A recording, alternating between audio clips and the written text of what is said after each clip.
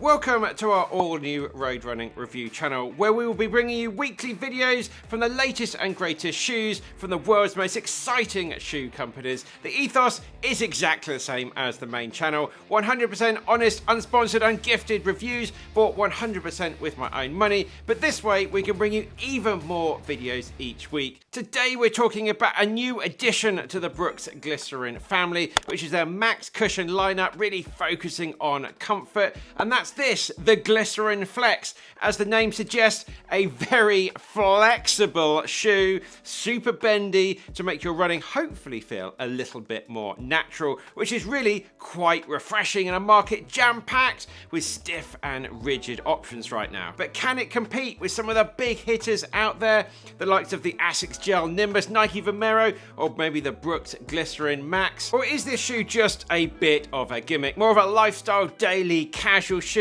best for walking around and going to the gym? And we'll be answering all of those questions and more. And as always, I bought this shoe 100% with my money, as I just said, to give you that 100% honest review. We're really trying to focus on this channel, grow this channel this year, so if you can hit that subscribe button, that would be great. Right, let's get stuck in with the facts and figures. So the purpose of the Glycerin Flex: this is your cushion daily shoe, good for running, walking, going to the gym. It's really quite similar to the Nike Frees of the early 2000s, but those were very minimal. This is a lot higher stack height compared to that, and a bit of a unique shoe. There's really nothing on the market out there quite like this one. Price wise, this shoe set me back £165. Stack height at the back of the shoe 36mm with a 6mm drop overall. Weight wise, a little bit on the heavy side, 311 grams for me in my UK size 12. That was really good and true to size. Unfortunately, there are no wide fit options with this one, and it does run a little bit on the narrow side as well.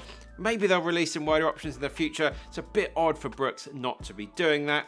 Upper wise, we've got an engineered flat knit upper, very sock-like fit with this one. Midsole wise, we've got Brooks's DNA tuned midsole here, which is their super critical foam. It has their what they're calling their midfoot flex groove running right through the middle of the shoe, which is this sort of S-shaped bit here, and that's what gives it that good flexibility.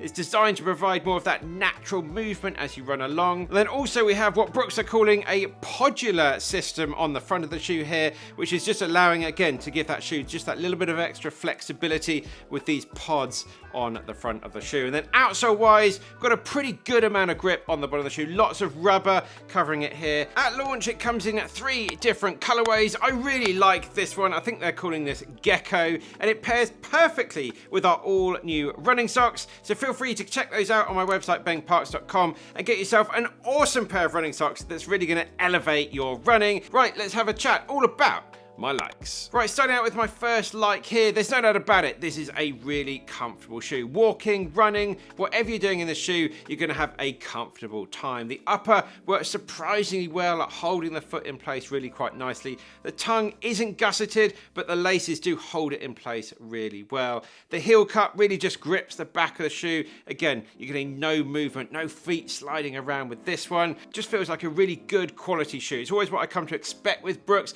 They make very good quality products. You feel like you're getting a really premium product, which hopefully you should do at £165. It's nice to have addition of that heel pull tab at the back of the shoe as well. Just helps getting that shoe on just that little bit easier. Secondly, I've been enjoying Brooks's DNA tuned foam, which is that nitrogen infused foam. It's really holding up well, giving a nice consistent feeling, especially when I've been out running for a little bit longer in this shoe. There's no rocker at the front, but you can still get a good turnover going with this one, and it's certainly a lot lighter. It just feels a lot lighter than the shoe looks and as it is on the scales. There's some good amount of ground contact feel in this one for sure. Definitely a lot more ground contact feel than you're getting in its big brother, the Glycerin Max. An interesting point as well is the foam is arranged in different cells, with larger cells at the back of the shoe helping to absorb that impact for those heel strikers, and then smaller cells that at the front sort of gathered a bit more tightly, a little bit more of a firmer ride to give you a bit of a better toe off at the front of the shoe. So however you do strike the shoe, it's going to work well for you. The ride is definitely a little bit on the firmer side. Some people are going to absolutely absolutely love that. Some people are going to hate it, but it really means this shoe can go for quite a long distance, and the foam does hold up really well on those longer runs.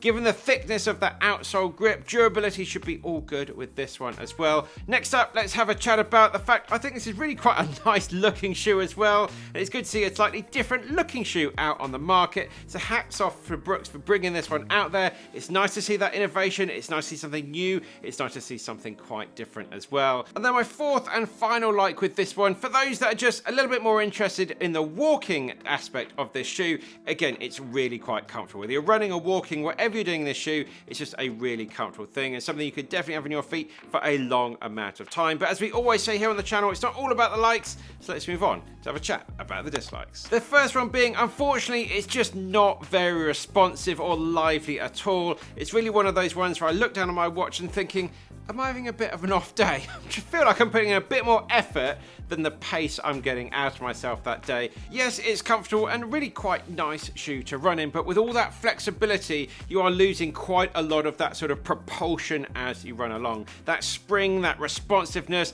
to push you forward is just really not there. It will make a lovely, easy and sort of recovery day shoe, no doubt, but you've just got to really know sort of what this shoe is designed for, and it's really not picking up the pace to run quite fast. There's going to be far better options out there. Secondly, it's definitely a little bit on the narrow side, unfortunately, which is just really odd that Brooks don't offer this shoe in a wider fit. Usually Brooks are really good at this, but I feel this is a little bit narrower than even Brooks' sort of standard fit, so just be a little bit cautious if you're the type of person that wants a wider fitted shoe. And my third one, well, I definitely don't think this is a gimmicky shoe at all. It's not a revolutionary shoe by any means. The ride really isn't noticeably that different from a standard glycerin shoe. And while it's amusing to screw the shoe up like this and to bend it around like this, it's good fun. That flexibility in practice and in reality and when you're running along doesn't really offer that much at all that I can work out. It still works absolutely fine as a daily shoe for running around, but really it's not that different from any other shoe. Right, let's have a chat about some alternatives and some sort of similar shoes. Well, really, there's very few similar shoes, if any similar shoes, out there on the market like this one, with this amount of flexibility and this amount of foam. But in terms of some other options that you might well be interested in, starting out with Asics's Gel Nimbus 28, £15 more expensive for this one, 8mm more stack, 2mm more drop, and 24 grams heavier. Definitely feels a little bit softer than the Glycerin Flex, but a lot more stable ride with this one. It's going to be better suited to any heavier runners out there, just with that increased stack and just a little bit more stability as well. Very similar pace ranges on offer here. Both shoes are going to be really good at those recovery paces, those easy run paces. Moving on to have a chat about Nike's Vomero 18, £30 cheaper, a big chunk of cash cheaper here, 10mm more stack, 4mm more drop, but 51 grams heavier, so you're really going to notice that slight increase in weight here. And this shoe has a combination of Nike's ZoomX foam and the React foam as well, and that sort of dual layer of foams. Bit more of a traditional daily shoe here, something that's certainly going to give you a little bit more responsive ride from the tension that you're getting from that midsole. Again, a little softer, but definitely a more stable ride. And then finally, let's have a chat about Brooks' own Glycerin Max 2, £15 more expensive, 9mm more stack, 79 grams heavier. This is a much chunkier shoe. Again, a better option for any heavier runners out there and those who will just appreciate having a lot more foam underneath them and a much more stable ride, really. Or maybe you're interested in the Brooks Glycerin 23. I haven't run in that yet, but it'll be coming out very soon here on the Road Running Review channel, so get subscribed. Right, my conclusions and final thoughts on the Brooks Glycerin Flex. It's a good shoe. It's an okay shoe. I really love that Brooks have developed this one, but it's going to be quite hard for me to honestly recommend it or to recommend to anyone in particular. If you do go out and pick up this one, then you're going to be getting a good, reliable daily shoe without a doubt. It looks really good. It's going to last quite well as well, and you're going to have many happy runs in it. I think it's going to sell pretty well for the company. They're really pushing this one quite hard. I think it's going to sell particularly well in stores as well. People are just going to be drawn to this one. It's just something slightly different, and it's perfectly fine to run in as well. The whole flex part, its USP, it's really not doing much for me, if I'm being perfectly honest. But let me know your thoughts on the Brooks Glycerin Flex down in the comments. It'd be great to catch up there and chat all things running. Are you looking at this shoe? Are you going to be getting this shoe? Have you run in this shoe? Help out the community and let people know what you think about it. Next up, we've got the Nike Vomero 18 and the Brooks, the Asics Gel Nimbus 28 down there. There on the main channel, we'll be bringing you loads of new reviews here on the new channel here. So get subscribed for that. I can't wait to bring them to you throughout 2026. That's it, guys. Keep working hard. Keep on getting it done. I'll see you very soon in the next one.